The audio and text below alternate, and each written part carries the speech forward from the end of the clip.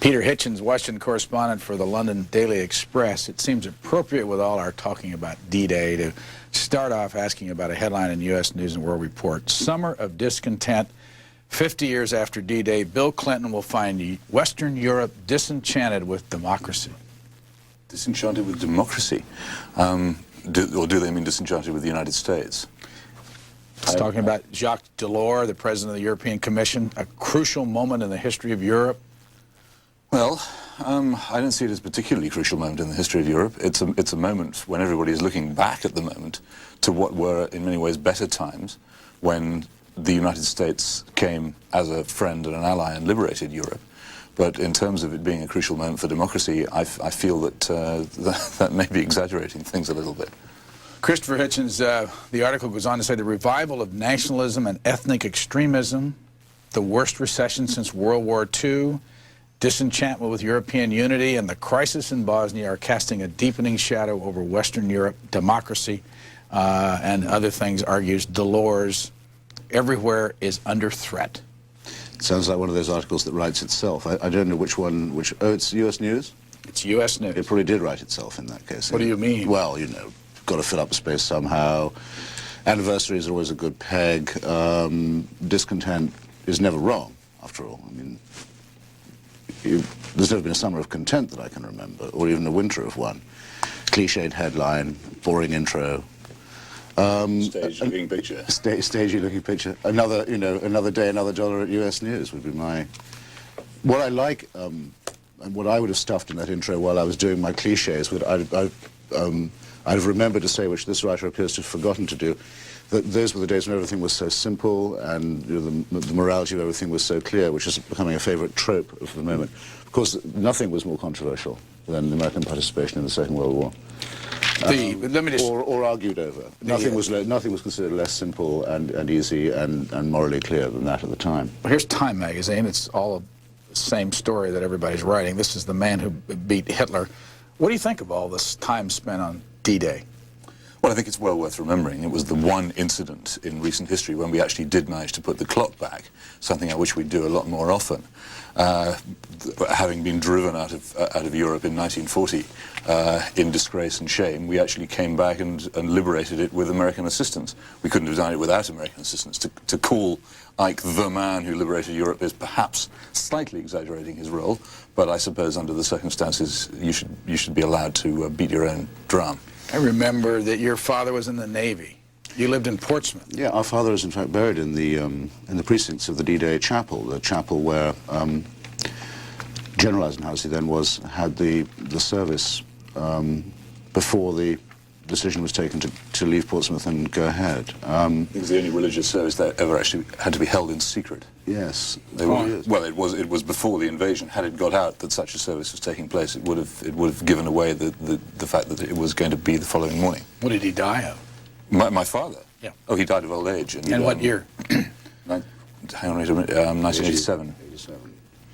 And he was involved in the preparations for the Dieppe raid, for example, which was the calamitous dress rehearsal for the thing, and actually had in many ways a very arduous war. His vessel was the one responsible for sinking the Scharnhorst, we're proud to say, on Boxing Day of 43, excuse me.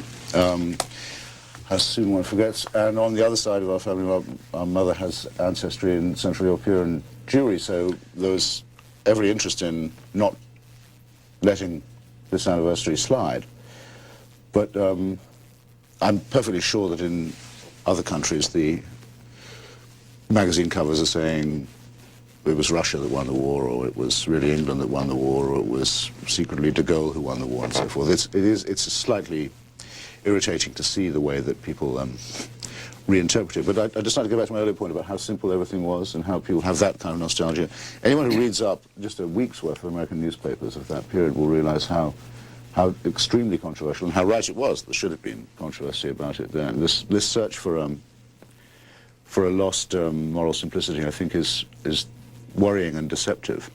There's a front page story by Bill Schmidt in the New York Times, and the headline is D-Day to celebrate and Britain's in the mood. They talk about John Miller, Glenn Miller's nephew, getting 1,000 people at $37 a piece to come dance. And yeah. Let me read this quote, because this is what I want to ask you about. It's from a Violet Wright 68-year-old London woman, says, as hard as times were, it was such a wonderful atmosphere in those days. And it goes on to say her toe tapping out the swing rhythm as she took in the scene, a reconstruction of World War II servicemen's canteen. Yes. Well, there's nothing like shared adversity for making people happy in a paradoxical way. And I think those of us who've actually been in circumstances where there's been danger, discomfort, and the threat of worse danger and discomfort over the horizon, remember those times afterwards with much greater affection than we felt for them when we were going through them. And there's the few small war zones that I've been in where I am now on better terms with the people I share those experiences with than with practically anybody else. She went on to say, by the way, but things were so different back then, too, weren't they? England used to be like a big international firm, and now, well, sometimes it seems as if the country has just gone into liquidation. Liquidation, excuse me. If you read the Churchill-Roosevelt correspondence, you'll see that that's actually, this woman probably hasn't done so. But she's absolutely right. I mean, the most interesting front of that war, and the most relevant one to our discussion, I think, is the front between Britain and the United States, the long battle between Churchill and Roosevelt over who was going to get the British Empire, and Churchill losing, and spending more time some days fighting Roosevelt than fighting anybody else. The hinge event, as that woman has sort of grasped in a way of the war, was the entry of the United States onto the world stage as a victorious imperial power, and the collapse of Britain, which lost everything of its imperial dominion in winning the war, and had to mortgage it to the United States in order to win. It's an extraordinarily dark way of looking at it. There were prices that had to be paid. Britain actually went bankrupt, to all intents and purposes, within about 6 months of the start of real fighting. The fact that the United States was prepared to come in and supply us with the means of making war after that meant that the war could continue and Hitler could eventually be defeated, which would otherwise never have happened. You could concentrate upon the price which Roosevelt had to make Churchill pay, but he was largely having to make him pay it because of his own, the domestic pressure on him here. It's a way of looking at it which I think leaves out a lot. It was a tremendous rescue of a country which had very nearly been defeated.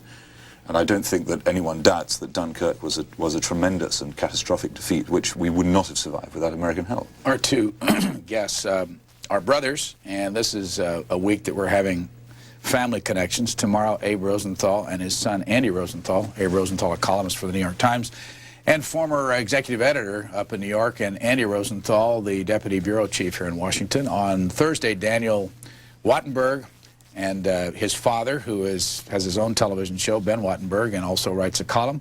And then on Friday, we have a couple of husband and wife teams, Andy Grower of the Orlando Sentinel, and also her husband, Michael Mostadig, who is with the McNeil-Lehrer NewsHour, Susan Schaefer with the Associated Press, and Charles Bierbauer, the husband of Susan Schaefer, with CNN. Would be a good week to have Robert and William Bennett as well, I would have thought. Why do you bring that up? Because it's on everybody's front page? That went straight past my bat. I was thinking of Stephen Cokie Roberts. For some reason, their names flashed into my mind. Or what about the Restons? There's all kinds, believe it or not, that you can keep on going. By the way, you've been here now 9 months. Yeah. You've been here 12 years. 12 years. You guys see much of each other since you've been here? He's always out of town. His paper keeps him on the road, harassing the president. Oh, hardly. The occasional trip to Little Rock. What do you think of the experience so far? It's absolutely marvelous. It's even better than I expected it would be. It's a marvelous country to travel around because there's always something surprising. And because it is so huge after the cramped feeling that you get in Europe, that everybody's been everywhere before, you've been there, and that everyone's jostling with their elbows, to be in a country that's so spacious and has so many varieties in it, so many different countries within one border, is an amazing experience, which I can't get enough of. On this Tuesday morning, May 31st, by the way, the House will be back on June 6th, a week from tomorrow, there's a report in U.S. News that 2 Rhodes Scholars are thinking about running for president. 2 senators. Larry Pressler. Really? And Richard Lugar. How extraordinary. Both Republicans. Both Republicans and... I brought that up because we want to ask you both about this story in U.S. News, and USA Today. Steve Comereau used to be with the Associated Press, now with USA Today. Clinton carrying extra baggage, another Rhodes Scholar there. He's on his way to Europe this week. Avoidance of the draft weighs the president down? Look, I mean, I think Clinton's original mistake, almost, and the one that was the real clue to what sort of a person he is, was to miss the chance to say, look, when Ronald Reagan came into power, he said the Vietnam War was a noble cause. I, by contrast, think the anti-war movement was a noble cause. He couldn't possibly have done himself any more damage by making that truthful statement. And people who despise him now would have respected him then, though they would have disagreed with him no less. No, but his problem is that is not that he was against the war, but that he was simultaneously against the war and looking after his future political career by trying to avoid the draft without avoiding the draft. Precisely, but he couldn't even tell the truth about that. So it seems to me, well, what do I say precisely? I mean, that's not really what's held against him, I don't think. Not that he tried to avoid the draft, but that he wouldn't say yes, and I'm proud that I did. In some ways, it's unfair. This keeps on coming up about Clinton. And after all, if it wasn't this, it would be something else. The fact is that he's the first president with no Second World War experience, so he's bound to look a little diminished by contrast. Let me ask you both. Do you think, is this being brought up by members of the press that he avoided the draft and didn't serve? Or do you sense that the veterans are spiking this? I think some people are very passionate about it. I've come across more than one person in the past couple of weeks who genuinely feels angry that a man with this background should be representing the United States at the D-Day commemorations. It's a funny thing about President Clinton. He seems to arouse very strong passions among his supporters and among his opponents, and not much in the way of straightforward, middle-of-the-rank liking.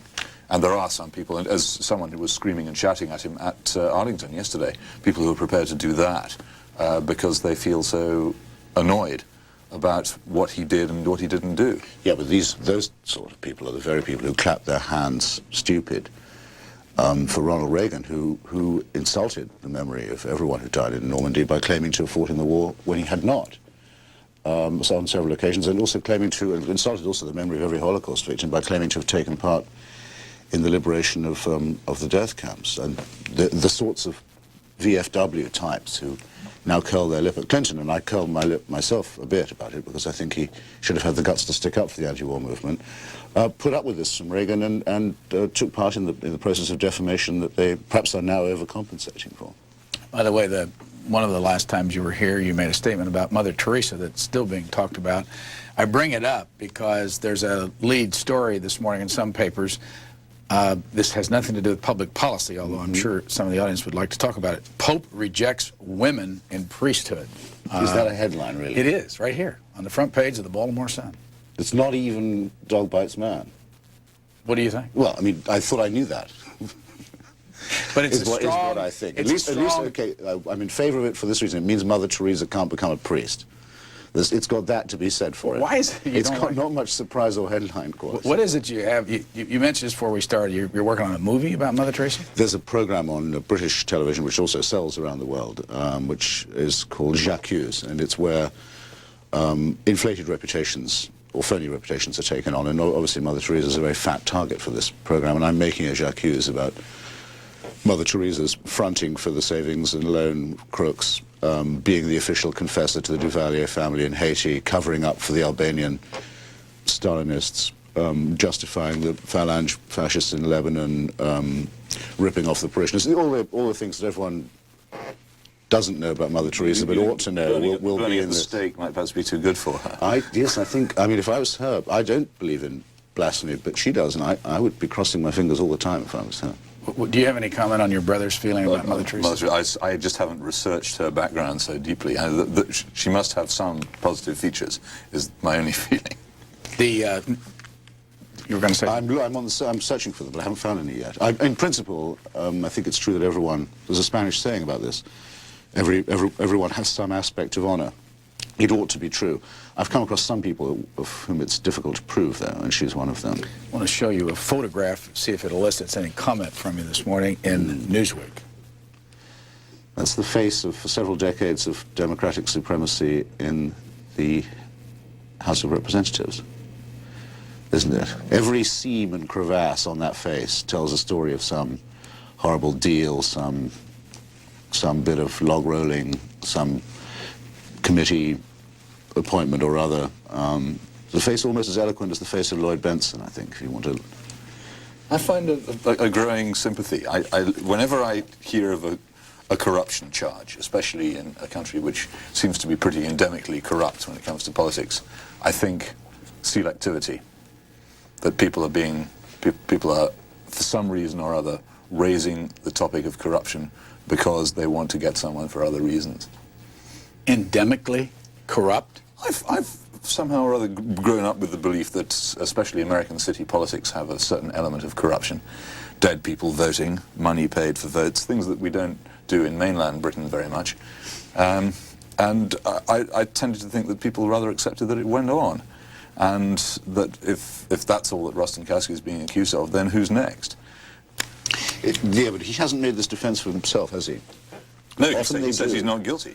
Yeah, but very often they do say, oh, well, they're just picking on me because I'm so pro-healthcare or something. There's a hidden agenda here. In this case, he just denies it. And perhaps because he's from Illinois, people, I think, are more inclined to believe it must be true. You know, Chicago politics is renowned. It's used to scare children with to this day. Mary Jacoby, in a publication that's owned by some Brits, The Economist magazine, this is Roll Call, has a lead story here that says Congress has strictest ethics rules in the world according to a new Congressional Research Service study of 24 nations, including Great Britain. Well, I'm astounded. That's all I can say about that. Why are you? Well, I don't know. This is, of course, a country in which the most important thing is to be on the right side of the law, to have a good lawyer, to get off, to be found not guilty, not to do the right thing. And maybe under those terms, they do have the strictest rules. I don't think that the kind of money which is available for political campaigns here is available in Britain. And I think when you have that sort of money at stake, you get corruption. And I don't think that you could conceivably argue that this country had the strictest rules against it, unless you were reading them in a very peculiar way. Let me just show you the headline inside, because it has a word there that I want to ask you about. U.S. should be most ethical country in the world, according to a study of 24 democratic nations. Great day for headlines, isn't it? My friend and sometimes foe, Michael Kinsley, makes the very good remark, Kinsley's Law of Washington, which is that the scandal is never what's illegal, the scandal is always what's legal. What surprised me the first time I ever came to Washington, and surprises me still, is how it isn't unlawful to give money to a congressman to vote a certain way. It's considered legal. It's considered legal to solicit the money in that way, too. Thus, if that's legal, it's very hard to say what the ethics are going to be. I think a law compelling lobbyists to hand over their checks to congressmen and senators on the floor of the two houses immediately after the votes in which they have obliged them would probably be a salutary one. Yes, and for the guys to go around with taximeters on their lapels too, that click up the rate. By the way, it looks like some kind of battle, not ribbons, but something that you'd get in some kind of a battle on your lapel there. Can you tell us what those are? Well, that's the shield of Bosnia. I don't know quite how they got the fleur-de-lis as their emblem. It's a very ancient kingdom, Bosnia, as you know. Maybe during the Crusades, perhaps. Well, what about the other one? The other one is, in a way, a battlefield decoration. It's a present from a wine waiter at a restaurant in Washington, who I suppose was just impressed by my services to his industry and wanted to share. What motivated you to put it on this morning? It was on when I grabbed my jacket and ran for the cab, thinking, Christ, it'll be 8 o'clock in a minute, and I mustn't let the airways be monopolized by the Daily Express. There are a couple of... that was a criticism of you. I'm afraid so. There's a couple of editorials, lead editorials, in the couple of papers that are known to have liberal political philosophies, and I just want to read a little bit. This is in the New York Times. Have you seen this? The reformer vanishes. Instead of fighting to dismantle Washington's big money system, President Clinton has helped his party become its biggest beneficiary. Pledges to clean up the nation's campaign financing procedures notwithstanding, Mr. Clinton has expended more time and energy courting well-to-do donors at fancy private receptions than prodding Congress to enact serious political reform. Well, quite. And it's rather adds on to what I was just saying. They also have a list of the president's, they call it the president's helpers. Federal law limits individual campaign contributions to $1,000 and bars any corporate or labor union gifts. These rules do not apply to soft money given to the national parties. Here are some of the largest donors to the Democratic Party, July 1992 through March 1994. And I'll show the audience in just a second. List. The first donor is Time Warner, Inc., $508,000. National Education Association, $339,000. The Massantucket Piquet Tribe, if I'm saying that right, $300,000. They're the gambling tribe. The gambling tribe. Archer Daniels Midland, $270,000. Carl Lindner, $250,000. Why would the New York Times do an editorial like this that takes off after the Democratic Party? Well, that page has improved a bit since Hal Raines. Hal Raines started tightening it up, and he still knows where he speaks, and he's a a Southerner and I suspect a Democrat himself. The time for that editorial, though, would have been about 2 years ago when that same page was calling Mr. Clinton the front runner and urging him upon everybody. And the only reason he was the front runner was because he understood how to win the money primary, and he'd gone and signed up all the heavy-hitting donors before a single vote had been cast. That's why they called him the front runner. And I wish the Times had been as eloquent about him then as it is now. But at the time, the only person pointing any of that out was Jerry Brown, who was called a crank by the same paper in the same space. So I'm not particularly impressed. Who doesn't know that, in other words? MCA, they make movies, $250,000. The Walt Disney Company, $250,000. Communications Workers of America, $229,000. Edgar Bronfman, who now owns 15% of Time Warner and is the feature by Ken Olada on the cover of The New Yorker this week. Any further comment on this? Not really, no. No, I think it does speak for itself, but there was also the matter of whether people who had worked with or for the president as advisors could carry on being lobbyists while they were still having White House neck tags. And there's been a lot of discussion lately about the frequency with which they use the revolving door, people like Betsy Wright and others. Well, actually, there's the Washington Post has an editorial called Ins and Outs. Representative Frank Wolf, who's a Republican over here in Arlington, Virginia, has pointed usefully, and he wrote an op-ed piece, to a weak spot in the disclosure and other rules meant to protect against conflict of interest in the conduct of government business. It involves the White House consultants who cluster around every modern president just as surely as does the White House staff.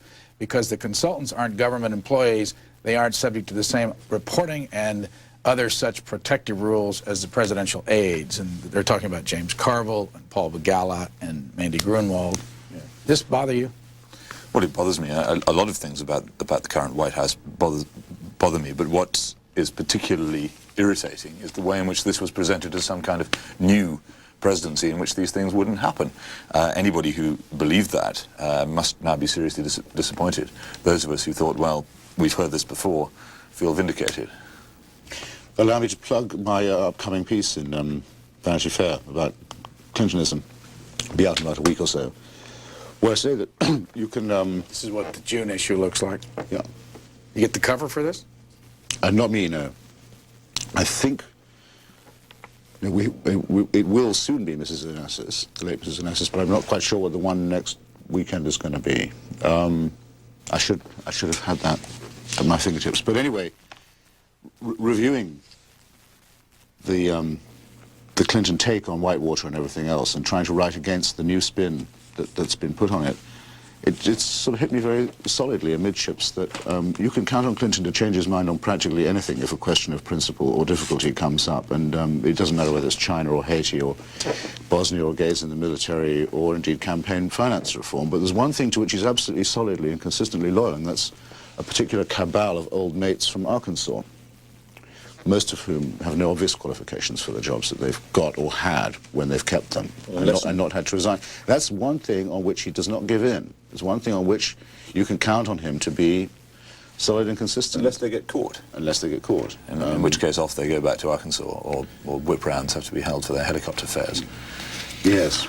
And to borrow a phrase of the appalling Reagan's that he borrowed from the delightful Peggy Noonan, where do we find such men? Where do all these Arkansans come from?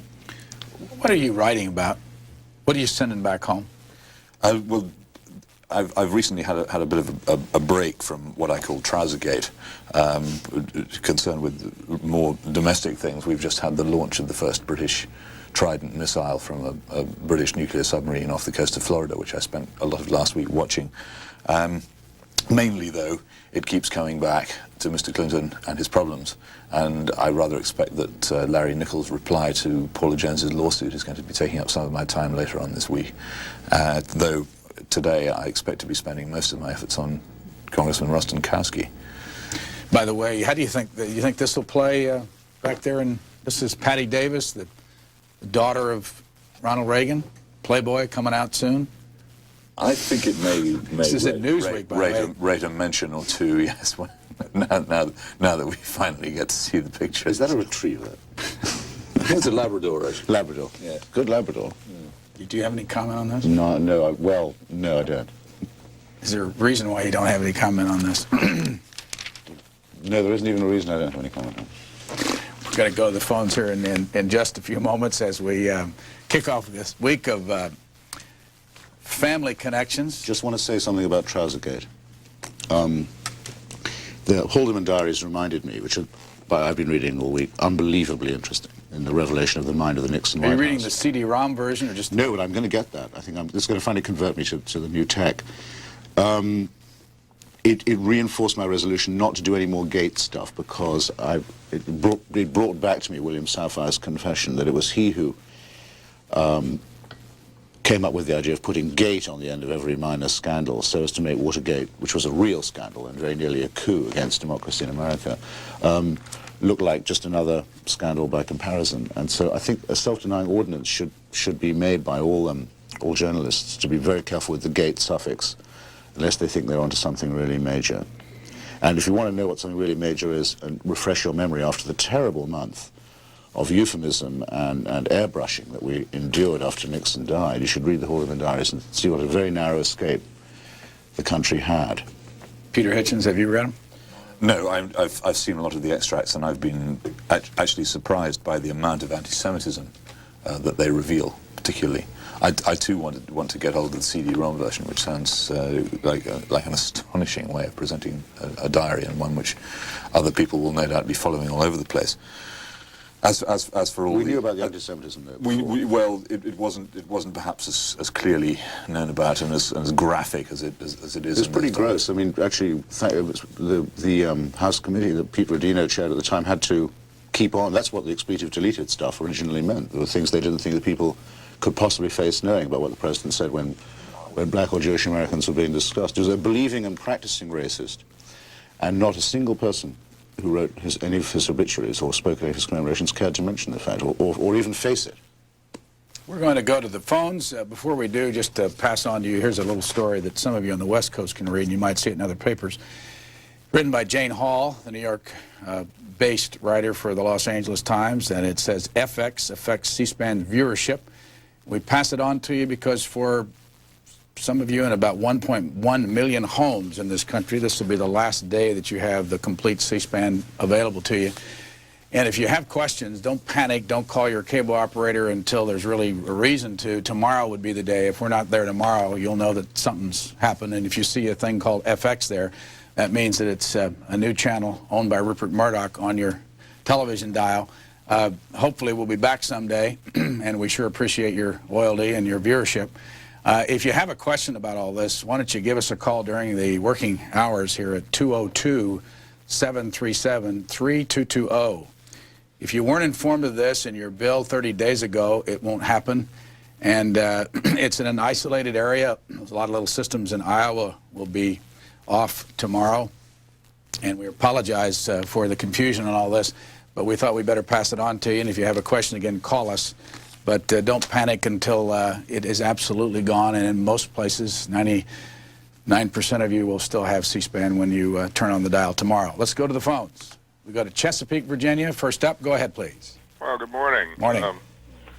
I think this is an interesting way of getting divergent views by having a couple of brothers there. I've noticed that you've tried to get divergent views before and ended up with two people who should have been opposed sitting there agreeing with each other. I wanted to comment about President Clinton's lack of military experience. As a retired military person, and I consider myself a moderate conservative Republican, I just don't have any confidence that he believes in anything, particularly in foreign policy. And when I contrast him with Bush, who served, with Reagan, who I guess didn't, but at least believed in something and stood for what he believed in, with Carter, who served, with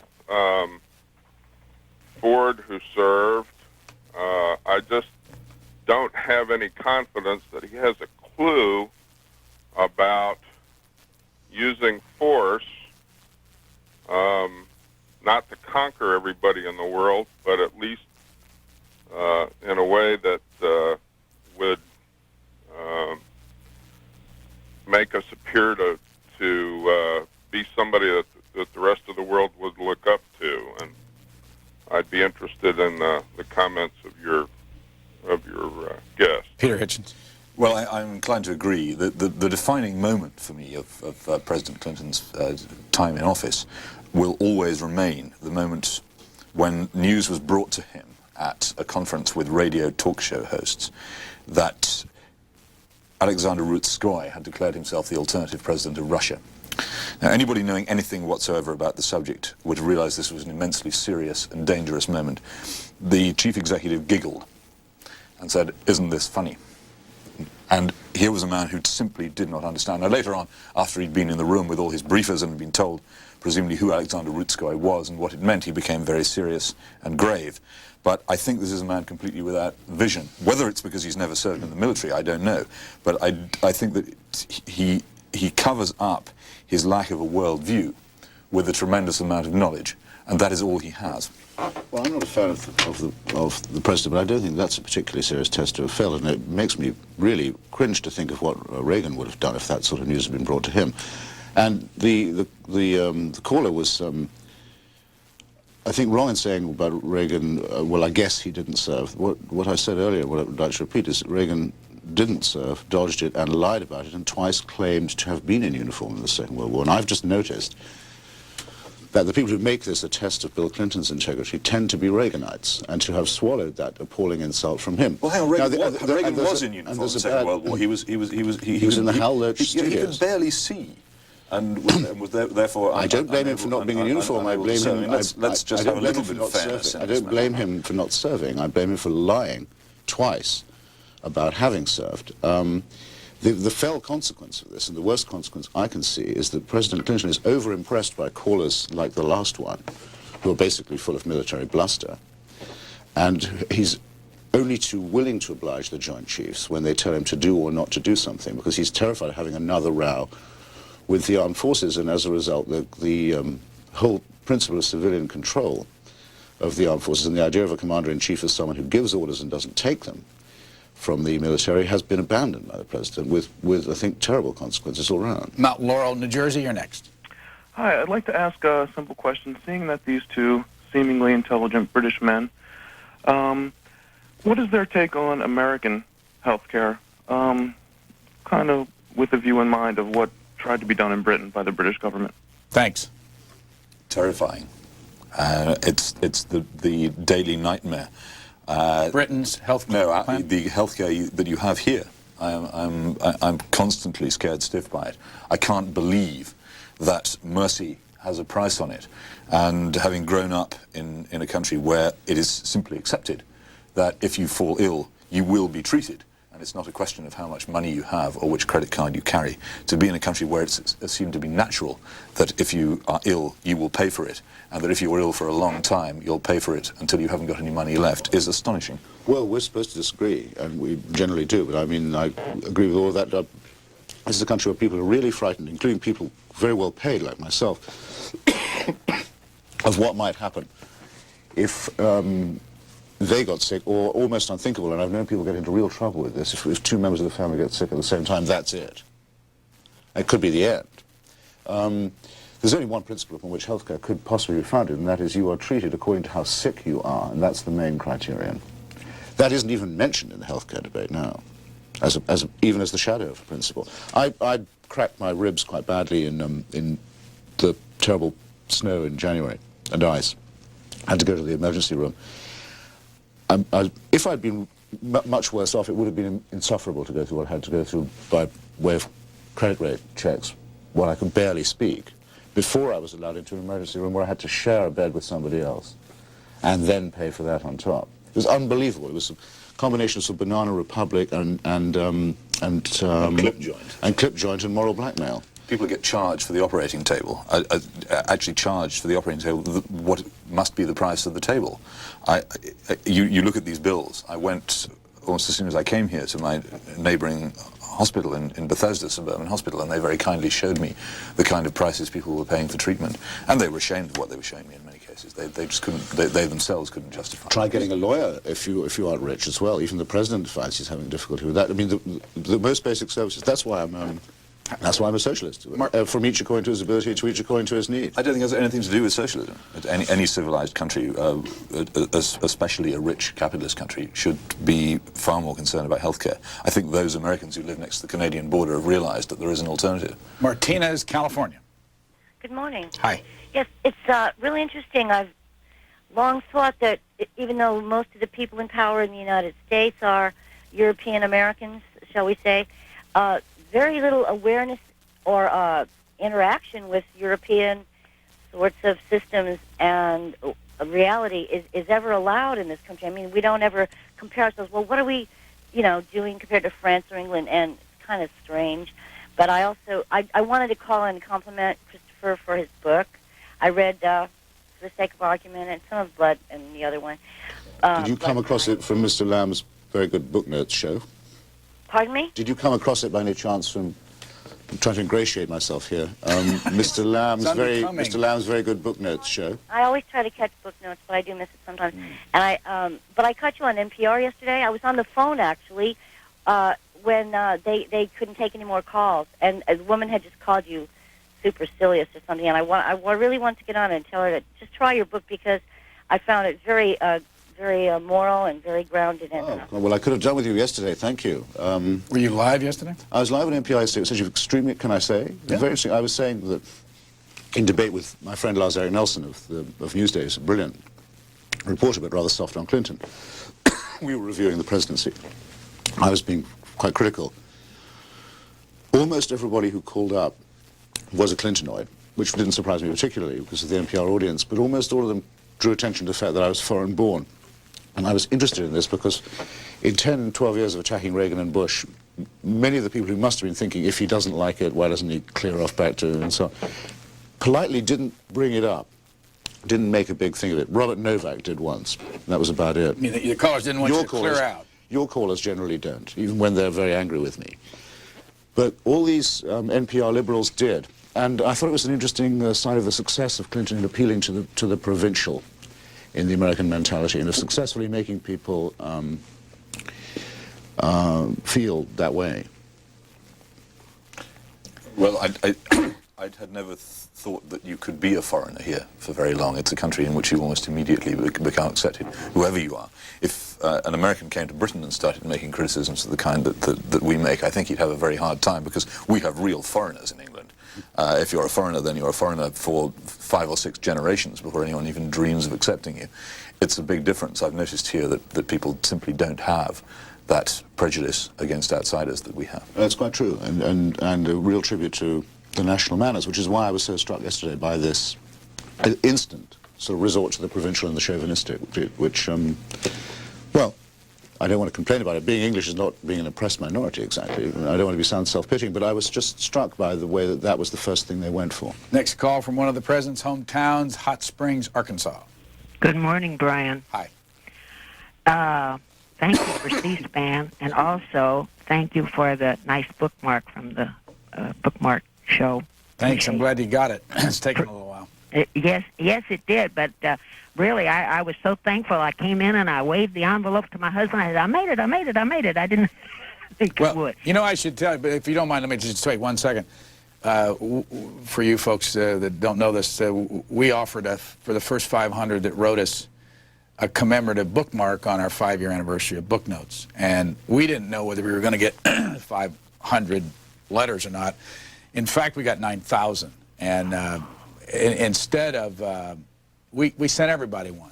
I mean, we weren't there wasn't a trick to the 500. We had no idea how many would want it, and we had a bunch made up. That's why it took so long, but I'm glad you got it. Oh, well, thank you so much. You are very, very nice. Now, thanks. I heard, let's see, I got to separate the two. Christopher, I believe it was, who said a while ago, President Reagan lied twice about serving. That man was in the Air Force during World War II.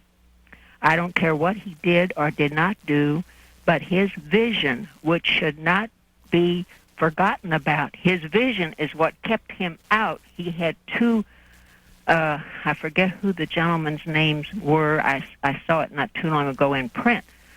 But if he had been allowed to be in active service instead of what he did back here in the country for this country, he would have either killed somebody or gotten killed himself because of his lack of vision. For someone who is nearsighted, I have always been nearsighted, I can understand that very clearly. I have often wondered what it would be like before I had my cataract surgeries. I have often wondered what it would be like to have vision, that you could see everything at a distance. Caller, let me ask you, though, this question. Are you critical of President Clinton for not having served? Oh, very, sir. That is one of the things that really irritates me about this administration. As Rush Limbaugh has said many, many times, this is the worst administration that we have had in 50 years. Okay, let you go. Mr. Hitchens, your response. The vision thing, a new take on the vision thing. I don't mean to be heartless about anybody's short or nearsightedness. And I made no allegation that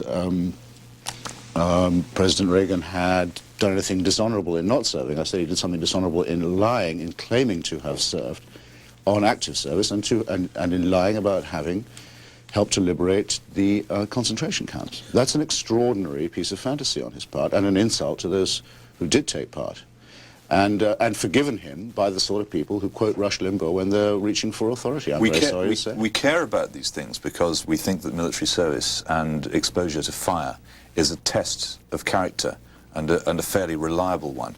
I think one of the things that you can say about Ronald Reagan is that he is a man of physical courage. After all, he made his living as a lifesaver.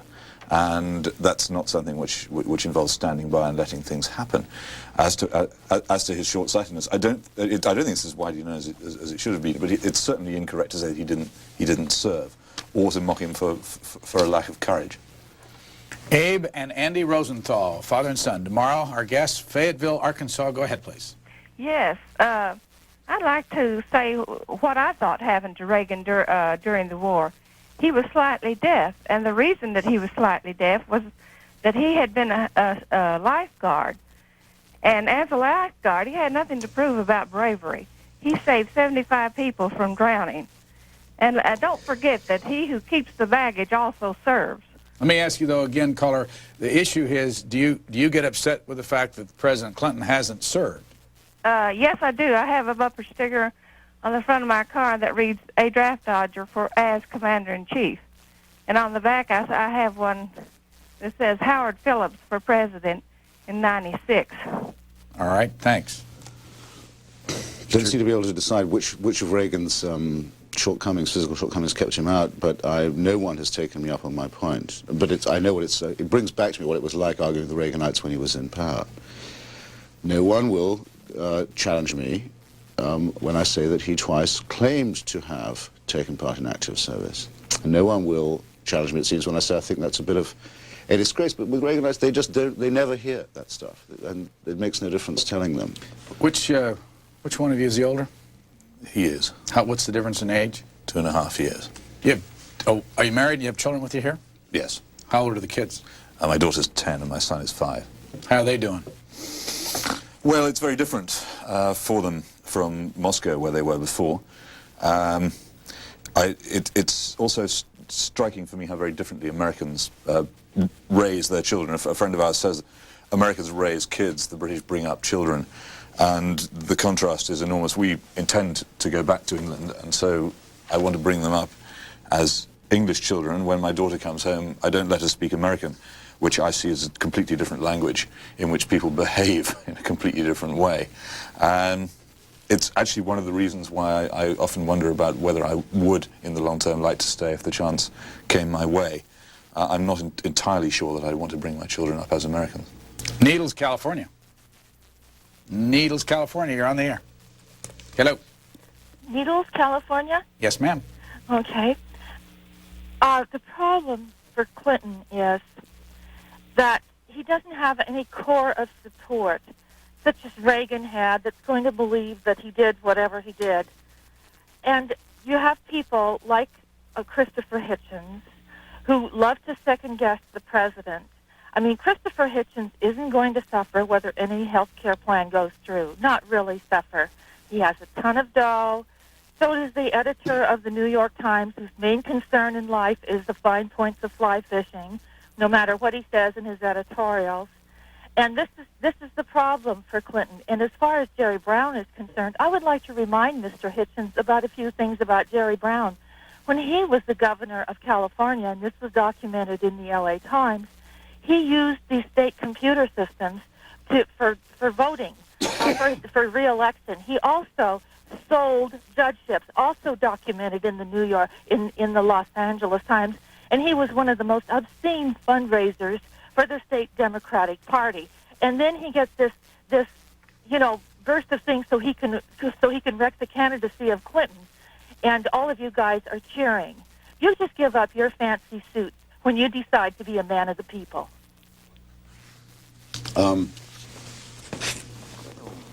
I see why I bring out that reaction in some people. I think it's not true that Clinton doesn't have a core of support. Actually, I think there are people who will forgive him almost anything. I don't know quite why he has this following, but I know that he does have it.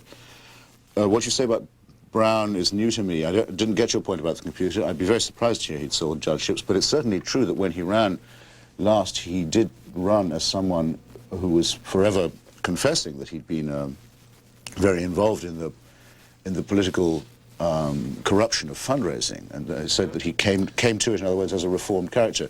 The idea of the reformed character is obviously a bit of a dodgy one, but I thought it's better late than never, and I thought he ran a very good campaign on that issue, and changed, to some extent at any rate, the way in which people thought about the axiomatic domination of politics by the dollar, and it's keeping it up with what I think is a very good radio show. I think there's always a peril in journalists becoming supporters of political figures. It's much more comfortable and much easier, and actually probably much safer to stay as an opponent and critic of all of them. I think the problem that Americans have with their political leaders is that they require leaders who are partly kings. And in the case of Reagan particularly, many people looked upon him as an ideal American monarch and were prepared, in my view, probably rightly, to overlook a huge number of faults because he embodied so very well the kind of America they wanted to have. There are obviously people who feel the same way about Clinton. There is a fax here from Bob Haber of Chicago, Illinois. 3 lines. The Hitchens seem so typically British, self-confident and reserved. Might we get a good belly laugh from both of them this morning to prove their human characteristics? Oh, it's a bit early. I've barely got my teeth in yet. I don't know. It's being told it's time to tell a joke is a bit forbidding, I think. Holland, Michigan. You're next. Okay, thank you. Hi, you're on the air. I'm on the air now? You're on the air now. Okay. I can't hear anybody else, but I think it's rather presumptuous for these gentlemen to be talking about our healthcare system when they obviously do not understand it. My husband is a physician. He writes off 47% of his care of patients because he wants to be sure that all people are cared for. And you would be amazed at the number of doctors that do this. Most doctors do this. In the United States, health care is available to people if they need health care. Why is it that so many people are coming from Canada to the United States? We have a very close friend who works, who's a person who is a fellow in England in the renal dialysis unit, and he said that in their renal dialysis unit, when people reach the age of 55, they come in, and at that time they get a birthday cake and are told they've had a good life. In the United States, we'll do renal dialysis on people who are 80 years old. Don't talk to me about a healthcare system that runs short on dollars and then figures that people beyond 55, 60 don't have the value of another person. Thanks. Peter Hitchens? Don't believe the story, and would love to hear chapter and verse on it. It would make the most amazing scandal in the British press if such a thing were said to anybody. As to the rest of it, why shouldn't I understand it? After all, I don't have the British National Health Service here. I've had to make my own arrangements, and I found the process extremely frightening. And I've been and visited several hospitals and talked to a large number of doctors, including one doctor who, like your husband, said that he did give free care to his patients, but found that his usual reward was to get sued in malpractice cases because people felt that it was their chance in the great American legal lottery to get their slice of the cake, and he didn't find it a very edifying experience. No, I don't think your healthcare system stands out to examination, and I'd love to know how many people are coming from Canada to the United States to get healthcare.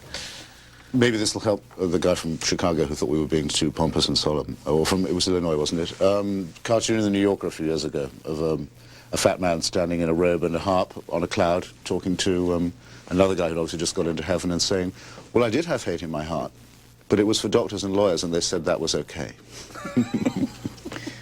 That's as good as it gets, Chicago. Deerfield Beach, Florida. Go ahead. I felt some sort of national pride was involved.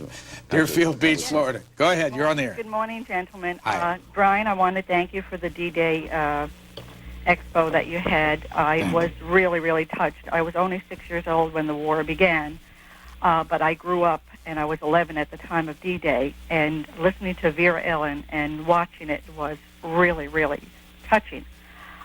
Setting that aside, I saw Mr. Clinton place the wreath at the end of the old soldier yesterday, and I cried again because I am appalled that this man who protested against our country, it's just growing up during the war and watching this man who really protested against his country is different than Christopher Hitchens saying that Reagan did not serve in the war. I didn't say he didn't serve. I said he lied about having served.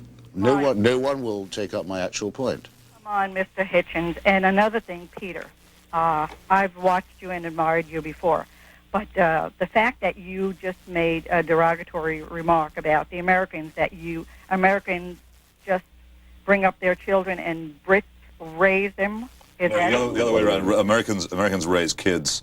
And this isn't my original statement, but it seems to sum it up rather well. Americans raise kids, the English bring up their children. Bringing up the Beatles, and they came here and wrecked our country. That's all I've got. Yeah, I apologize for that. It wasn't my fault. I thought it was the Rolling Stones who wrecked the country. They're also British. Clinton did not protest against his country. If you want to take a look at the Haldeman diaries and see how Nixon and Kissinger discussed the waging of that war and the timing of the bombing to affect the election and the deliberate prolonging of the war to save their own skins, and how they probably were individually responsible for the deaths of maybe 20,000 Americans in the years between 68 and 72, and finally settled on the terms which they had run against in an election which they tried to subvert. You would say it wasn't just your right as an American to protest against that war, but it was your civic duty. And to the extent that Clinton took any part in the anti-war movement, he deserves great credit. My quarrel with him is he doesn't seem to have the residue of courage from that period that would be required to say, as he could have said in response to Reagan's big lie that the Vietnam War was a noble cause, that the anti-war movement was the noble cause, and let's have the national discussion about that. Fax from Sierra Madre, California. Jack Calloway, question to me, is C-SPAN going to be carried on DirecTV? We've lost C-SPAN 2 full-time, may be worse to come, thanks to all C-SPAN. The answer is yes, we will be on DirecTV, both C-SPAN 1 and 2. And it'll be available nationwide on October the 1st as we go to Little Rock, California. Go ahead, please. Morning, Brian. Morning. I have 3 comments, Brian. Will you give me time to make them? If you can. I admire Clinton for having the nerve and the courage to protest against Vietnam. Vietnam was the biggest joke that ever was, okay? Now, that's what he done, and you can see his sin written on his forehead. Ronald Reagan, I'm amazed and appalled at how he has managed to dupe us Americans. I'm an Irish-born person, but I live in America for 33 years. He duped this country. He allowed the Japs to walk in and buy us, and then went after he was out of office to collect his check. Also, no one ever mentions the fact that Nancy Reagan went out of office with millions of dollars for just say no to drugs, and has done nothing with it but open a big office in Century City, and absolutely does nothing with it. You know, I just, maybe it's British and Irish people, we can see things because we're not directly involved as Americans. But to me, the only thing that differs between Clinton and Reagan as far as what Clinton did, Reagan was an actor. He was the biggest phony to ever hit the president of the United States, and we're suffering. We've got homeless on our streets. We've got poverty the likes of you never seen. He started tribalism among our people. Caller, how long have you been here from Ireland? 33 years. All right, thanks. Got your point? Didn't know there was a Little Rock in California. You know now? No. You must be pleased to know that there are people out there who are backing you. I'm amazed that you say that Clinton has no acting ability. I think the president is a superb performer, and I still like to replay his State of the Union message for the sheer delight of the performance as opposed to the substance of it. As for Vietnam, I don't know, I protested against it at the time, but looking back on it, I wonder whether it's exactly marvelous that Vietnam is now ruled from Hanoi by one of the last Leninist cliques on the face of the earth, and is one of the most poverty-stricken and miserable countries in Southeast Asia, and whether perhaps there wasn't a cause there that has got forgotten in all the agonizing about whether American kids should have gone to fight in the war. Columbus, Ohio. Go ahead. Hi, how are you? Fine. I'd like to ask Peter Hitchens a question regarding Iraq. As I understand it, there was an investigation recently as to I've forgotten the name. The Scott inquiry the rearming of Iraq. That's right, yes. And its relationship to the BNL Bank in Atlanta.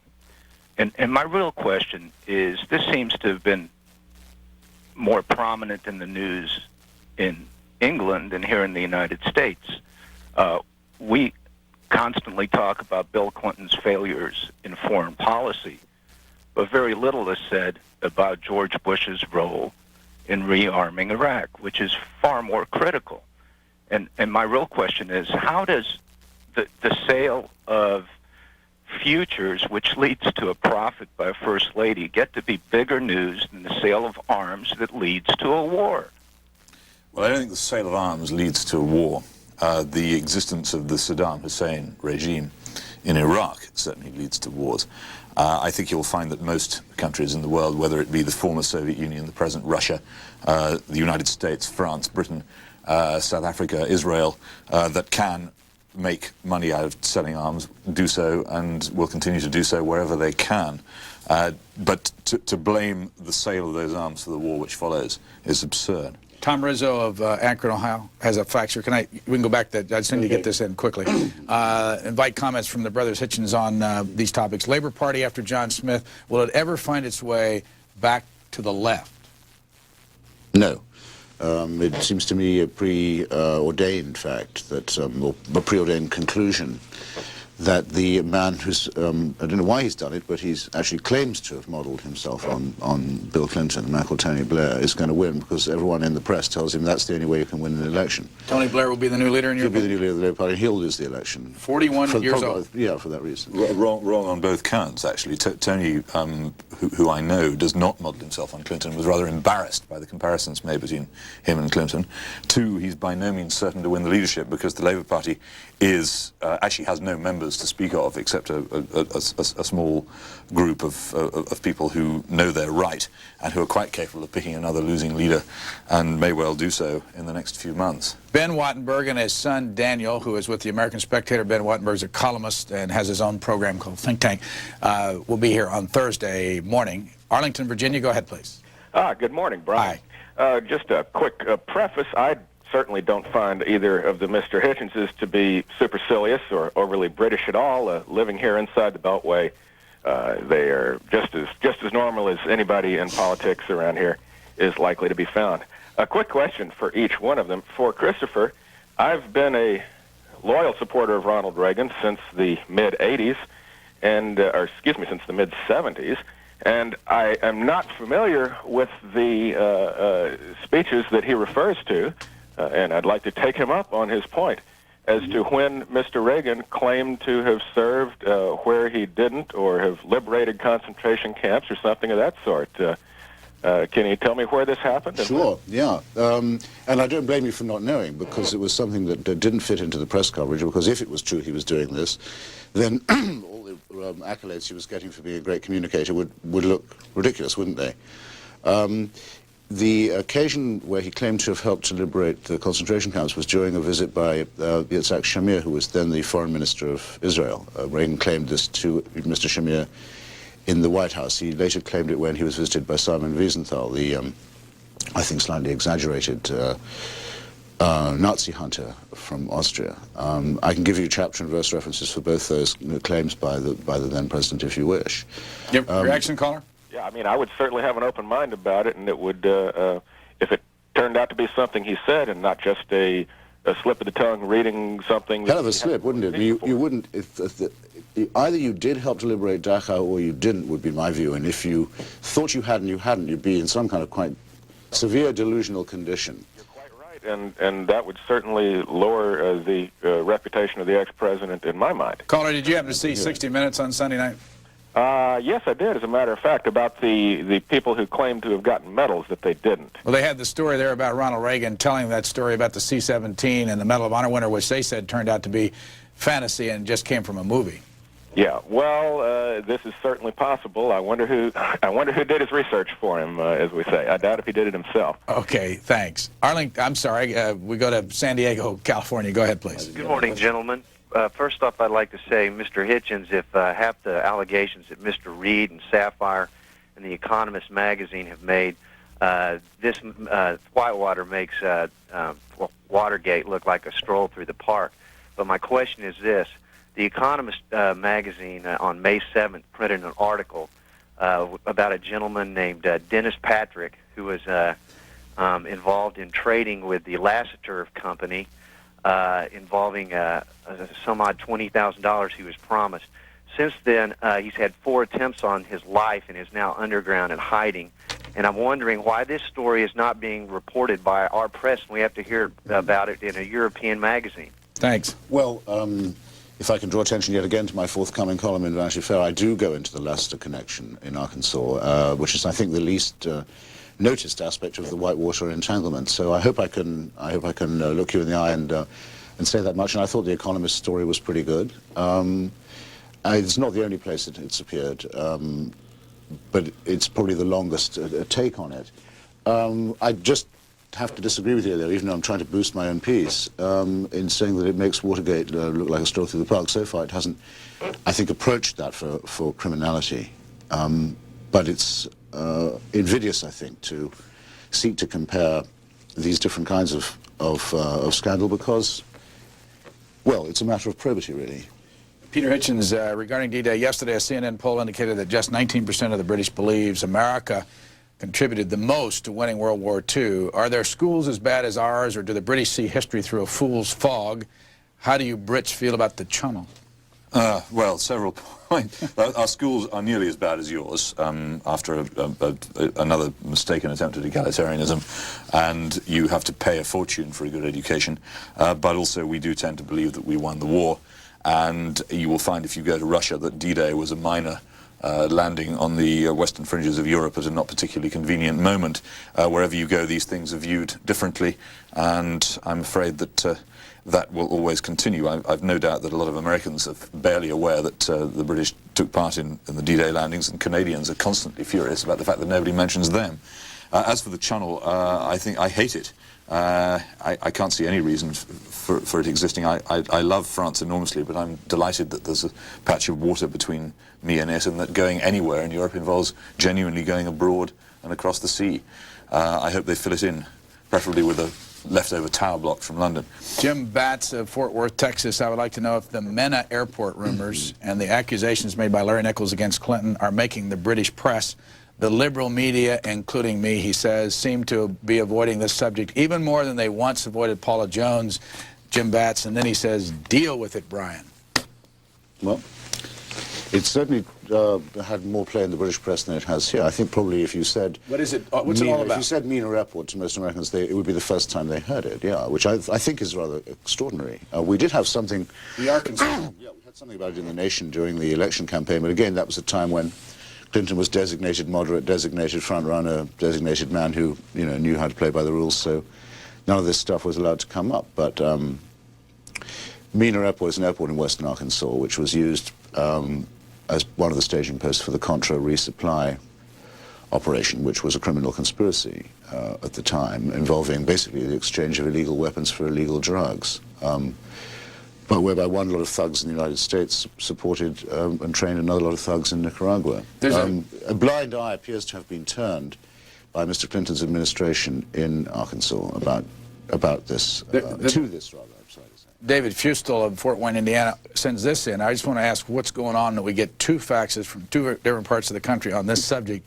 Do you have any comments about the rumors about drug gun running at the Mena Airport in Arkansas? Does anybody know where this is coming from? It just seems to be the conspiracy theory of the month. To me, it's one of those things where as soon as you see people starting to link Clinton, the CIA, Colombian drug barons, the Contras, you begin to think, well, maybe, just possibly, it might be, sooner or later someone may find out in 20 years' time that this is true, but it just seems thoroughly unlikely to me and not the point. It draws attention away from the main issues of what happened in Arkansas, which is people behaved in ways which, if they were legal, were certainly not terribly ethical. Jackson, Mississippi, thanks for waiting.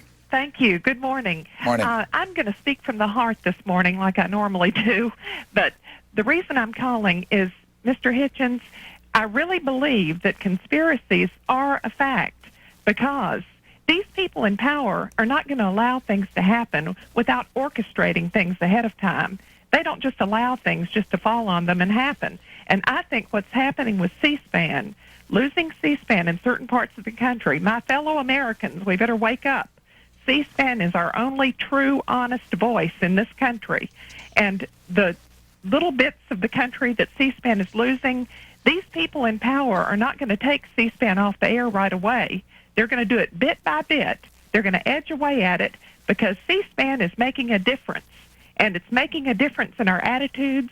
We're getting the truth, the facts about the things that have happened around the world, the Palestinians, for instance, the things that we've been fed through the media, for special interest groups. We're getting facts on C-SPAN. If you glean what people say and do research on your own, and I'll tell you, we need to call our congressman because something's happening, and I would like C-SPAN to be taken over by the federal government, unbiased, unpartisan, and let Brian Lamb become a federal employee, and we can get a more honest feed on what is happening around the world, because we are not getting it from these publications and from the network media. Thanks.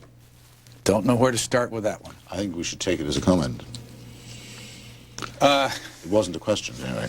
But then you'll enjoy this comment from E. Tian, of Lewisburg, Tennessee. Brian, maybe you should do a weekend of Revolutionary War highlights so we can all remind ourselves why we parted ways with these supercilious snobs in the first place. The warning today would be 1, if by land, 2, if by sea, 3, if by TV. Fair enough. But I would like to claim the American Revolution as part of an English revolution all the same. It was basically a revolution of highly educated English people against a German monarchy and its German surrogate forces in America. The sad thing to me is that the German monarchy still remains in England, and the American Revolution is to that extent incomplete. But I very much admire the spirit and, to some extent, the letter of that fact. Supercilious snob. Do you buy that? No, absolutely. I mean, you can tell just by looking at us that we're all supercilious snobs. The trouble with Americans is that they're constantly having masterpiece theatre rammed down their throat.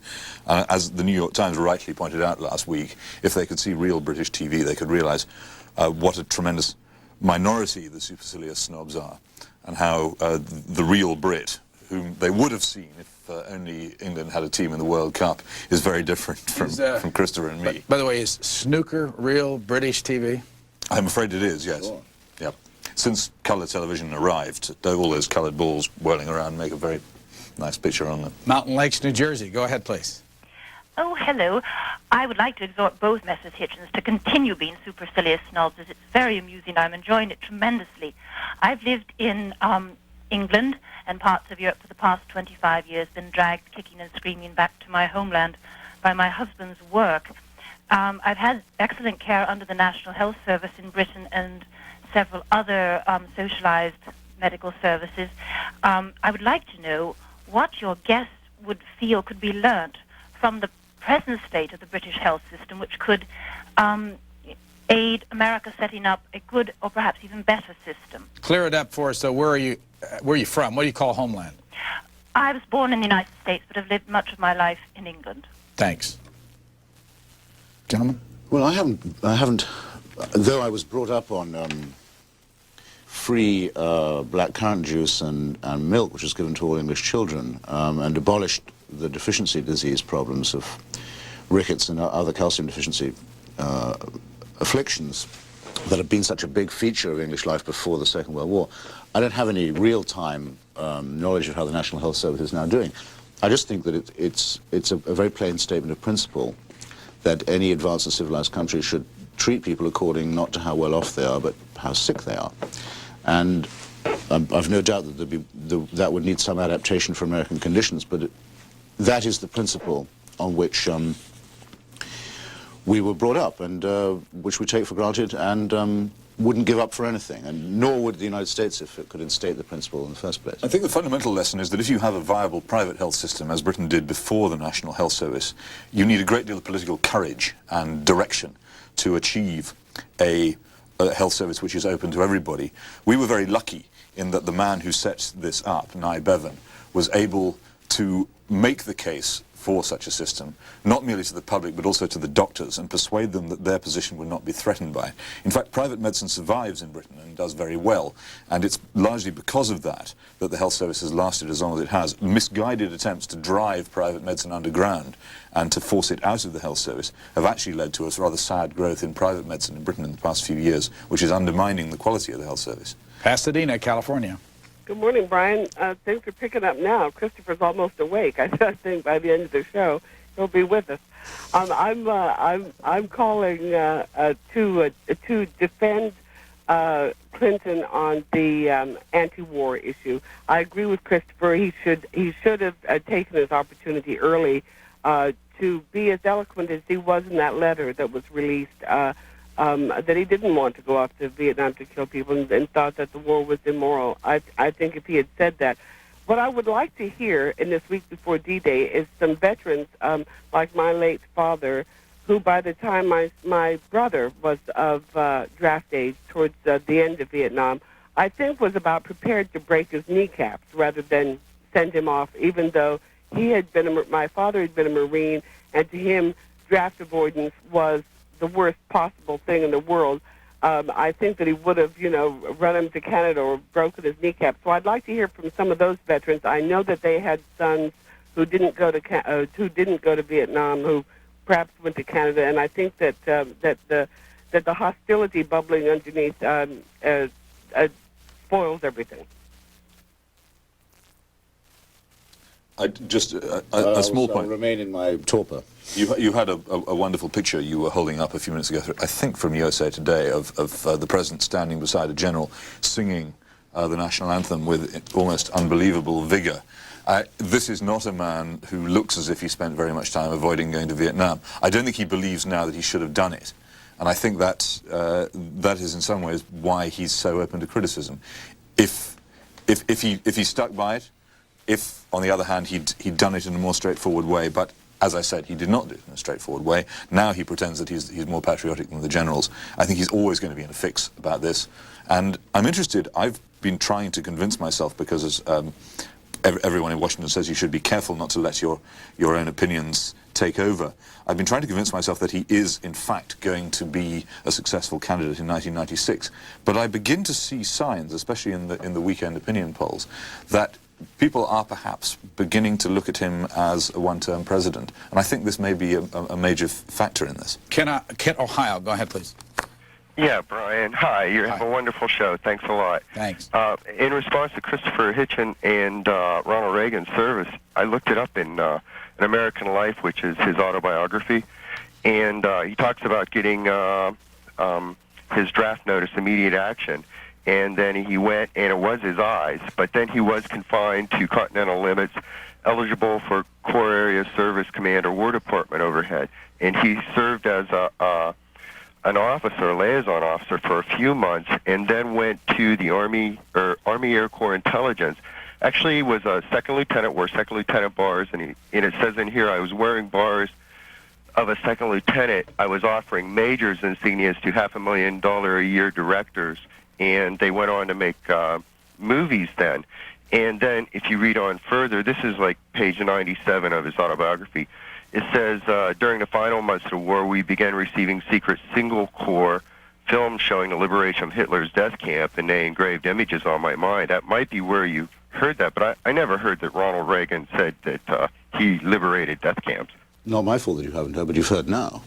By the way, J. Durbin and T. Durbin, 602 area code, say the World Almanac and Book of Facts, 1994, states on page 478, Ronald W. Reagan, he was a captain in the Air Force during World War II. Where do their facts come from? Yeah, no one says he wasn't in the, actually was in the movie-making end of the Army, made training films, that kind of thing. Well, no one says he didn't. What I'm saying till I'm tired is that he claimed to have done a great deal more than that on several occasions on the record. And that I can prove to anybody. Amarillo, Texas. Thank you, Brian. One quick comment, Christopher. As far as the legal implications of Watergate versus Whitewater, I think Vince Foster might beg a differ with you there. I was calling, I'm a proud owner of an FN-FAL, which had the distinction of serving both sides in the Falklands War, a semi-automatic assault weapon, if you will, that is soon to be banned here in this country, and has been in Great Britain for several years now. And I was wondering how you feel the effects of gun control would affect the role of terrorism here, as it has abroad, seeing as that we don't really have that many... Peter Hitchens? Well, I think gun control is possibly the most ludicrous and phony political issue available in any country in the world today. In a nation where, as far as I know, there are 200 million guns in private hands, the idea of controlling them is about as realistic as controlling umbrellas. It isn't going to happen, and those who pretend that it is are duping themselves and the public. I think America missed its chance on gun control many years ago and went instead for prohibition, which only served to spread the use of guns. We have a problem in Britain that guns are now beginning to enter the country in fairly large numbers, that armed crime is on the increase, and that we are beginning to arm our police, which is a tragedy, but at least we do have the possibility of genuine gun control at this early stage. You don't. Gardena, California. I have one comparison I'd like to talk about. Between South Africa and the blacks and white situation there, Israel and Palestine, and the English and the Irish. How do you guys feel about that? Okay. What particular aspect of it? Well, he's not on the line again, and I just want to show you, though, it's in the news this morning. There's several stories. As a matter of fact, here's the LA Times. Palestinians faced with cash crisis. So he's talking about the Palestinian problem over in, drop this, there's also an editorial in the Washington Post that Sinn Féin's stall. This is all about waiting for the European elections on June the 9th. So the issues that he's talking about are all over the papers. What I think he was trying to say was that these were three colonial or semi-colonial comparisons. I don't think there's any very exact comparison to be made between any two of those, let alone all three. Oddly enough, there is one strong parallel, that in all cases there is a group of people, usually a politically unpopular and incorrect group of people, on the territory involved, which doesn't want to leave and is challenged by another local nationalism. And that in all three countries, this has led to different forms of conflict and compromise. And probably in all three of them, it will eventually lead to disaster. The South African problem is that the whites are not colonial whites. They are white Africans who have no intention of going anywhere and have nowhere to go if they wanted to. In Northern Ireland, the Protestant majority, which is going to become a minority and will probably take to terrorism on its own account. And in Israel, a group of people who arrived there mainly as a result of the Balfour Declaration in 1917 and who are not going to go, but who are surrounded, especially under present American foreign policy, by hostile and unreliable states which are being forced into rather temporary-looking agreements with them. We're going to take a total of 2 more calls. This one from Fairfax, Virginia next, and then one more. Go ahead, please. Good morning, Brian. I feel honored to be second to last caller this morning. Welcome. Thank you. Mr. Hitchens, I had originally a question, and I wanted to add on one other one. Iraq. We had 2 helicopters shot down there about 60 days ago, and I believe the Pentagon promised some sort of a report analyzing the shoot-down and the whys and wherefores. I haven't seen anything on that. Do you, as kind of an insider, have any idea what the status of that report is? I wish I could say that I had. No, but it didn't seem to me that it would need a very exhaustive inquiry. I mean, I think all the main facts were acknowledged on more or less on the same day, that it was an appalling failure of aircraft recognition. And in other words, the shoot-down was done of American servicemen and actually some other Western European officers, and I think some Kurds, was done by American planes. I thought it was really awful, because I think one of the best things that the United States is doing at the moment is providing the military protection under which the Kurds are succeeding in, though not without great difficulty, in developing a limited autonomy and independence for the first time in their long and very bitter struggle for freedom.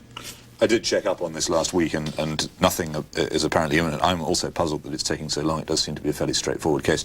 There were British officers aboard the helicopter, and Britain has a strong interest in getting an answer to this question as well. Philip James of Park Ridge, Illinois. I'm curious, does the BBC allow American journalists to bash current and former British leaders, etc.? Yeah. And please tell that chap from Vanity Fair that he may wind up in the U.S. healthcare system if he continues seeking medals, awards for alcohol consumption. He looks rather ill.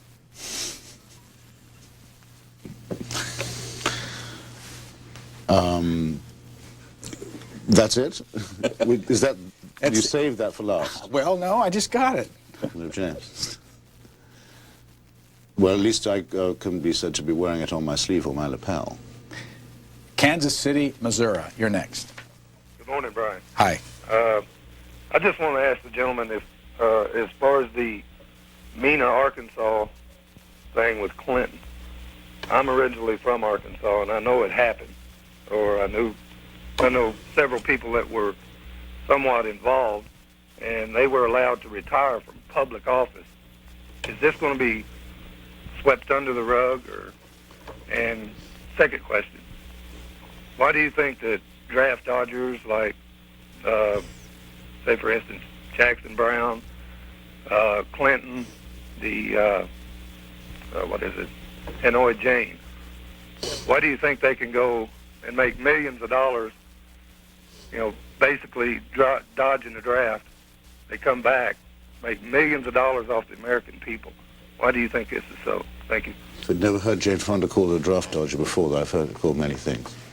By the way, on the other issue of the Mena, Arkansas situation, here's another fact. This is from Bangor, Maine, from Todd Foy. Ask your guests what they think about the book that Jerry Reed wrote relating to the Mena Airport and Bill Clinton's administration turning a blind eye to it. Jerry Reed was a pilot in the operation, was hunted along with his family by our government because they did not want him going public about it. Also in this book, it is alleged, along with other credible sources, that Foster was murdered. Word has it that Fisk is following a paper trail relating to Foster's death that's part of leading to the Mena Airport, Mena, Arkansas Airport. Yeah, I mean, I get quite a lot of letters like this too. Very often, I'm afraid to say, written in green ink, which are inclined to the view, which is always suspicious and to be guarded against, that everything's connected to everything else. I also believe there is such a thing as conspiracy. And I think it's wrong to believe that there is no such thing. I think the term conspiracy theory is too often used to put an end to inquiries, but there is also such a thing as paranoia. And I'm afraid to say that a lot of the anti-Clinton letter writers and so on are suffering from that. I got a fax here for Peter Hitchens from the Blue Mouse Studio. Rex Snyder. The last time you were on, you pretended not to know the meaning of homophobia. I don't think you should be allowed to get away with that. It betrays your own homophobia to not recognize the insanity behind the cruel treatment of a segment of the human family that contributes so much, including, by the way, war efforts. Perhaps your brother can elaborate. Well, thanks for the chance to go back on that. I was half asleep and made a complete mess of the point I was making. The word simply means fear of the same, and is therefore pretty much meaningless. As for whether there is such a thing, is there some point at which we say that some forms of sexual behavior are unacceptable? Do we, for instance, say that child molesting is okay? If not, why not? Were we wrong to draw the line at homosexuality as something that we approved of? Are we right now to say that it's fine? Is it all right for authors in rose-embowered cottages and wrong for convicts in prison to get up to it? It's a discussion which is worth having, but it's a discussion which is not being had. At the moment, homosexuality is something which is accepted without question, whereas 20 or 30 years ago it was denounced without question. I can't help believing that there is a debate to be had about whether it's a good or a bad thing, and we're not having it at the moment. As the one who crowed over Peter after that show, saying you've got homophobia wrong, it means fear of the same, I also have a doubt that it's the right word, because fear of the same is not really what's intended by those who wish there to be a word, which I think there should be, for people who are bigoted about homosexuality. It could, in fact, be, if we went into it far enough, that homophobia would accidentally turn out to be the right word, because I have noticed in those who are extremely prejudiced against homosexuality that there is an insecurity about their own sexual standing, very often a fear that they are themselves homosexual, and ironically, therefore, homophobia might turn out to be the right word. For the moment, though, I think we could do with a better one to describe prejudice on its own. We only have a few moments. Last fact from Conway, Arkansas. Why did these two guys come to America simply to critique everyone? We in Arkansas are the ones left over. This is not totally some words left out. The lowest in everything, education, etc. Can these two not get jobs in their country and take their kids with them? Well, I have a job in my country, and the job that I have in my country is to come here and report on this one, and I intend to return to it. And as for the other point, if there were nothing to criticize, then I'm sure I wouldn't criticize it. And you're very welcome at any time to come to my country and criticize it. And now how do you feel about our fact writers and callers? It's strange, though, because I don't think a single question, and we went pretty much round the union this morning from callers and faxes, invited us to be other than critical about the president or the political system. So had you wanted us to say something nice, you only needed to have asked. You both were born in Portsmouth, England? Peter was born in Malta. I'm sorry, that's right. We talked about that last time. Now, you went to the University of York and you went to Cambridge and Oxford. I went to Oxford, yeah, actually at the same time as the prayers.